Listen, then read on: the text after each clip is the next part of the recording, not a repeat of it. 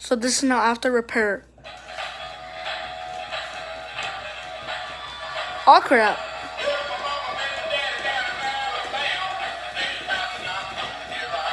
His head moves so much better. Doesn't it?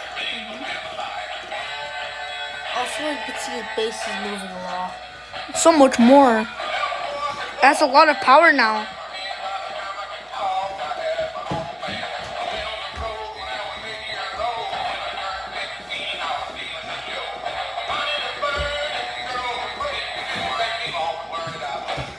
The head moves so good now, doesn't it?